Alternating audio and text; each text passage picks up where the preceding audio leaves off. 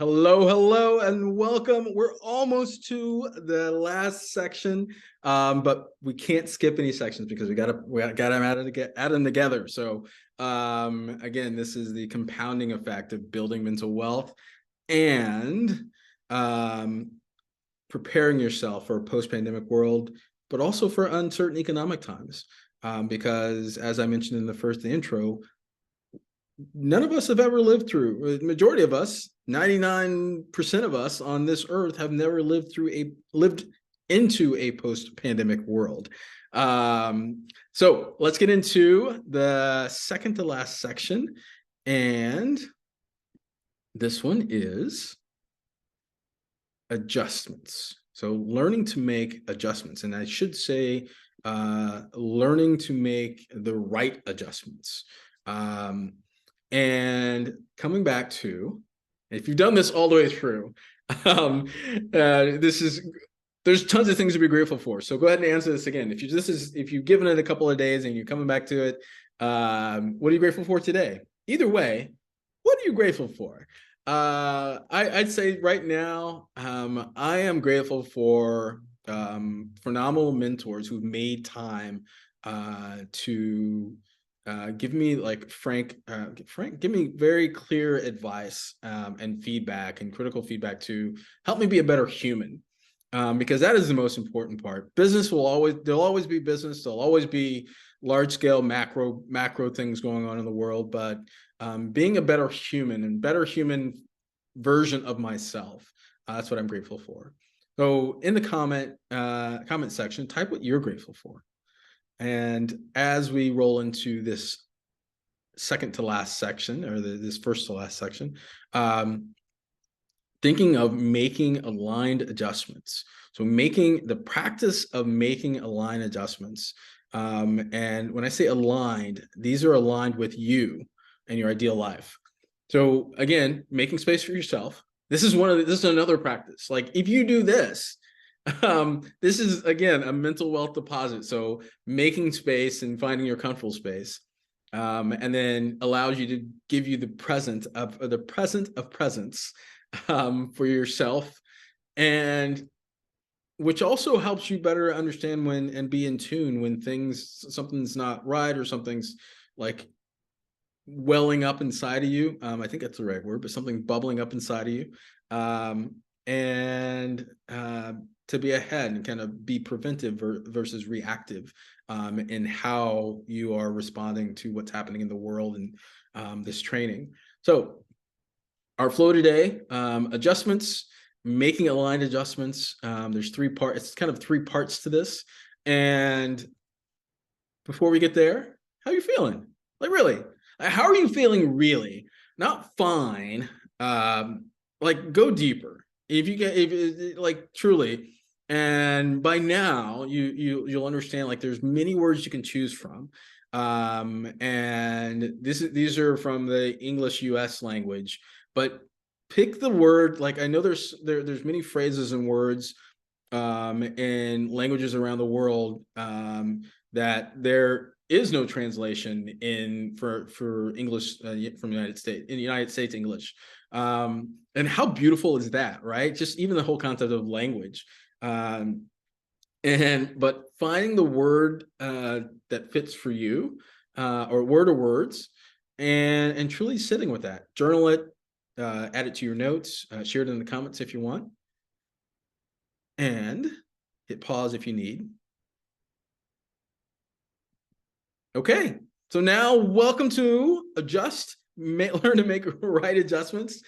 And I laugh because I get all excited about all of this because it's this framework, but also has been so for some folks there's been a specific segment of the framework that's been very helpful and transformative. Other folks it's kind of the framework as a whole. But I just get excited because being able to help you move to your ideal life and be the best version of yourself that you can be and want to be. And that's the ideal for you. So in order to do that, life is fluid.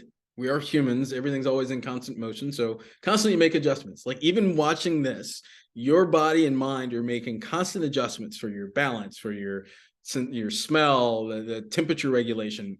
All these adjustments are going on inside of you. Your thoughts, random thought. Oh, did I do the laundry? No, let's come back to it. So we're making adjustments. And if you notice the adjustments, unlike it doesn't have a circle, it's actually the back and forth arrow, because you're constantly going to be going back and forth, checking in with you and grounded to who you are. Then your team is going to change over time. And then your legacy, when we get to that, you'll see that's something that changes over time as well. So when I think of adjustments, I love nature because I love the parts of this earth. I love humans, but I love the parts of this earth that humans did not create. And when I think of like birds flying in formation, like every wing flap, if you ever watch a nature documentary, like understanding the flight of birds and like the nuance of adjustments that go on for the individual bird, but also when they're flying in their they're somewhat of a V formation. It's not fully a V, but it's a kind of an offset V formation. Like there's a constant kind of adjustments that go on between the interaction, the distance, the flight path, and they're all just kind of, but they're migrating to wherever they're getting to migrate to, maybe for the morning or for the season. But these constant adjustments that are going on for the bird itself as the individual, and then for how the bird is interacting with everything around it. And so when you think of making adjustments, everything starts with our thoughts, right? Your thoughts and feelings, our inner monologue, things that come up. So going for the broadest sense, thinking in terms of this is, again, a practice you can do on a daily basis. And on a daily basis is actually kind of good to do. But if you don't do it daily, that's cool too. Try doing it at least like once a week or once every other day, or just again, this practice of you're thinking your thoughts. And what you're going to do in this exercise, and I'll show you an example in a second here, but one thought per day that isn't helpful. I don't want to say you can call it negative, you can call it challenging, you can call it, but it's not helpful and it's not in alignment with your ideal life. And then when you think of the source of that thought is like, did it come from a family? Like, why do I think that? Like, why? I'd be like the 5-year-old. Ask, why do I think that? And then create a new thought. And the reason you have to create the new thought is that if you just say, I have this thought that's not helpful and I want to get rid of this thought, well, getting rid of it leaves a vacuum. So it's most likely going to be filled with another thought that's not helpful. So when you think of it like replacing it a new thought, and it may take practice to do that, but it's replacing it with a new thought starts to change your inner monologue. And we talk to ourselves more than we talk to anybody else in the world, in our worlds. So here's how this would look. And you can make a quick chart of this. It doesn't have to be fancy. It doesn't have to include like a lot of bells and whistles, I guess is the thing of this. But the old thought is like, you can't let, like my old thought I used to have, you can't have this level of success in your life. And success for me, whether it was money or place or, things, toys, that kind of stuff. But it came from growing up. Like I was raised most of my life by my dad was a single parent raising 2 boys, and had things like rob Peter to pay Paul and money doesn't grow on trees and all these kinds of things. And it was scarcity, but he was doing the best with what he had, right? And best knowledge and best experiences, doing the best he could with what he had. And the new thought is that I can have what I put my mind to. It's aligned with my heart and mind. And I would add align with my ideal life.